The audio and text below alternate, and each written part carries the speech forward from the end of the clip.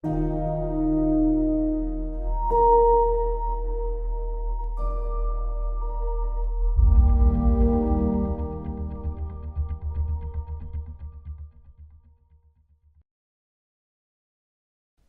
seres humanos, somos uma espécie que ama e que tem o dom de contar histórias. E isso já vem de muito tempo.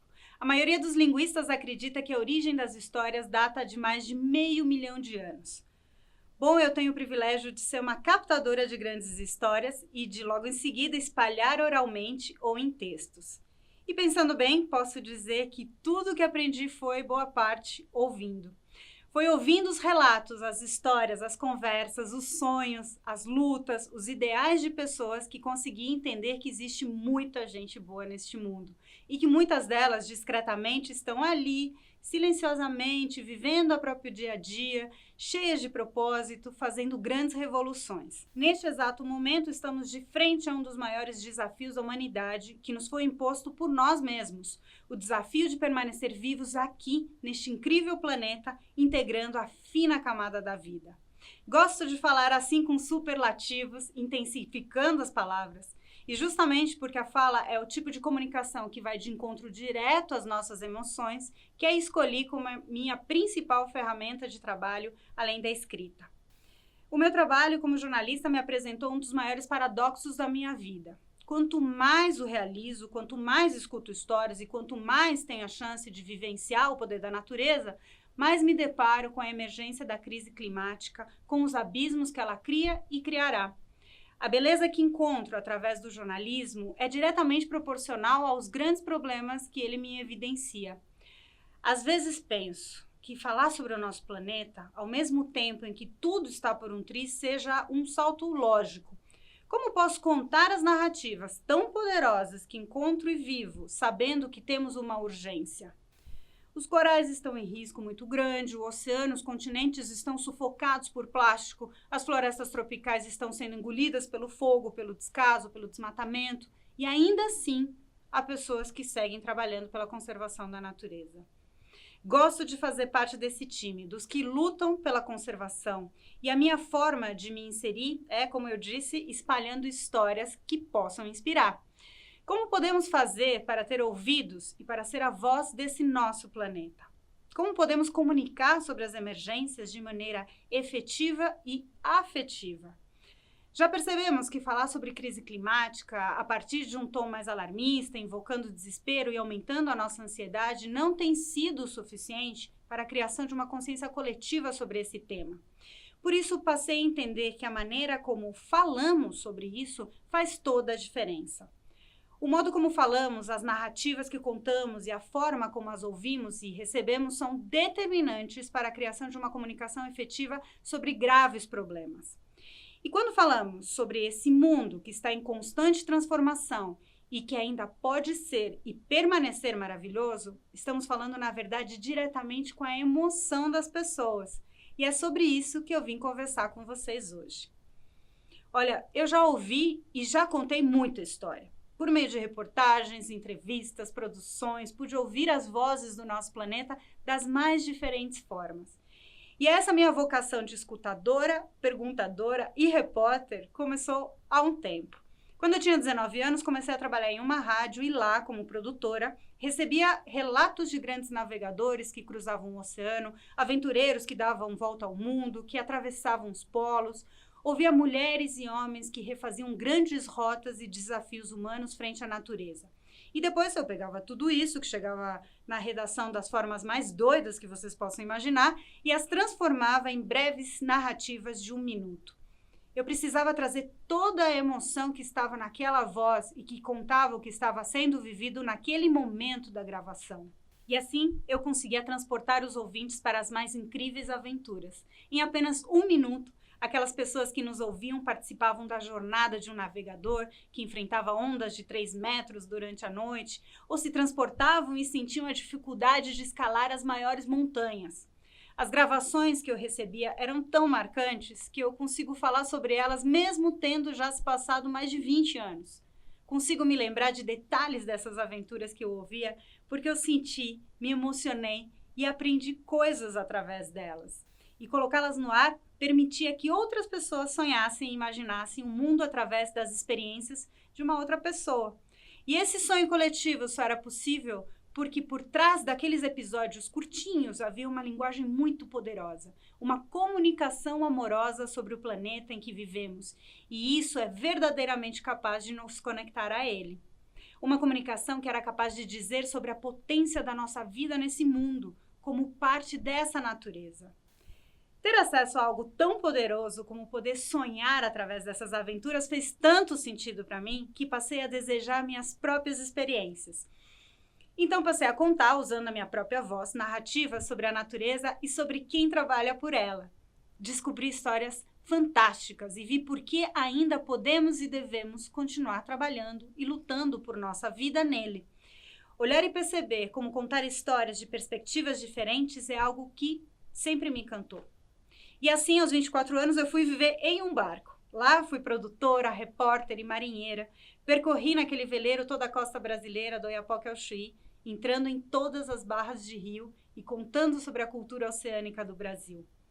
Essa viagem era transmitida pela TV. E assim, conversando, entrevistando, conhecendo, comecei a mergulhar cada vez mais nas coisas mínimas, nas coisas que a gente pensa que todos já sabem, mas que na verdade não é assim.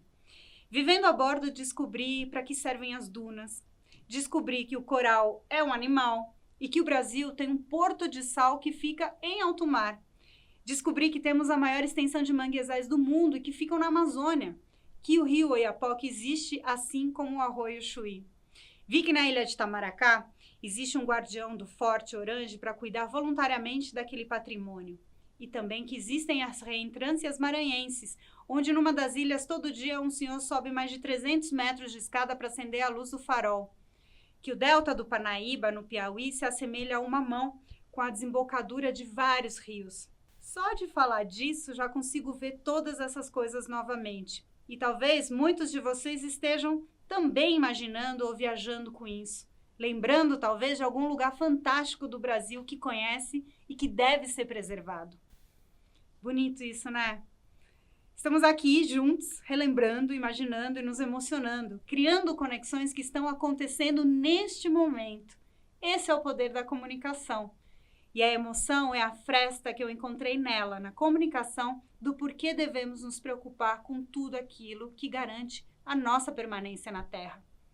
Infelizmente, a conta já chegou para grande parte da humanidade e boa parte das pessoas já não tem escolha. Vocês já ouviram falar que a gente perdeu a conexão com a natureza, né? Vocês já devem ter ouvido falar. Muitas vezes parei para perguntar em que momento isso aconteceu. E cheguei a uma conclusão, depois de muito ouvir e estudar sobre isso. Um desses momentos foi quando começamos a acelerar o tempo e impor a todas as demais espécies. Ou seja, para ter uma melhor produtividade, aceleramos e criamos desperdício na produção de quase tudo, de alimentos até roupas, e estamos tornando o planeta doente e exaurido. O poder transformador da palavra falada, da comunicação amorosa, como eu chamo, é o que eu acredito que pode nos ajudar a não desistir. Não quero aqui ficar parecendo que estou falando de que não temos que olhar para a realidade. É justamente o contrário, é encarando a realidade que cada um de nós busca ou deveria buscar soluções para o desafio socioambiental que nos metemos. Como não sucumbir sabendo o que sabemos? Uma vez fiz essa pergunta a um líder indígena do Vale do Javari e a resposta dele foi uma das coisas mais fortes e norteadoras para mim. Liguei para ele, alarmada pelos índices de desmatamento, estava muito impactada, bem desesperada, e perguntava, e agora? O que a gente vai fazer? Como seguir adiante? Por que seguir adiante? E ele me respondeu, olha Paulina, vou te dizer o que o meu avô sempre disse para mim, mereça viver. Não é forte? O que você está fazendo hoje para merecer viver neste planeta, que ainda guarda espécies que não conhecemos, que ainda pode nos maravilhar com a beleza? São essas as histórias que também quero contar e conto. São histórias de pessoas que podem nos ensinar sobre um planeta natural que ainda guarda resquícios do que era sem um impacto humano. Aprendi o quanto de diversidade podemos contabilizar dentro de uma floresta a partir do canto de uma ave. E porque um animal como o muriqui, o maior macaco das Américas, pode nos ensinar a ser uma sociedade melhor.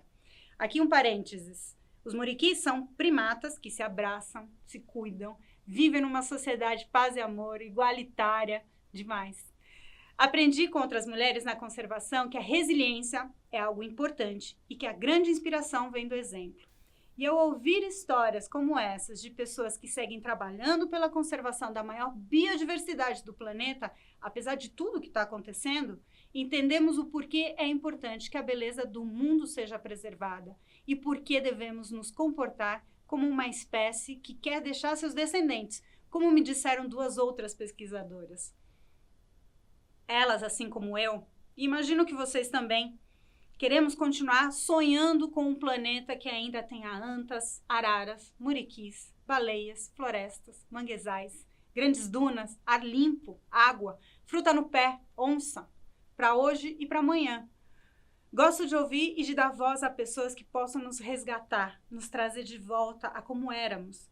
Olhávamos e pensávamos em soluções baseadas na natureza. Sim, porque para quase todas as perguntas, as respostas estão nela, na natureza.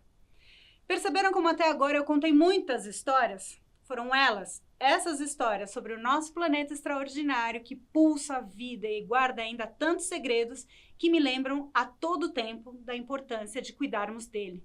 Por isso acredito que uma comunicação que se conecta direto à emoção, consciente disso, é fundamental para que a gente consiga despertar uma consciência coletiva sobre a urgência de nos preservarmos no planeta. Talvez, através dessas incríveis histórias, a gente consiga se lembrar do quão valioso é estar aqui. Para finalizar, queria contar para vocês algo que me fortalece e me enche de coragem toda vez que eu ouço. Jovens e povos indígenas que estão na linha de frente dessa luta me ensinaram que, para que a gente crie e viva um mundo melhor, é preciso primeiro sonhá-lo. E quem sabe, se estivermos abertos para ouvir as vozes do planeta, não conseguimos criar um sonho comum? Espero que não deixemos de nos encantar com essas vozes. Vamos nessa?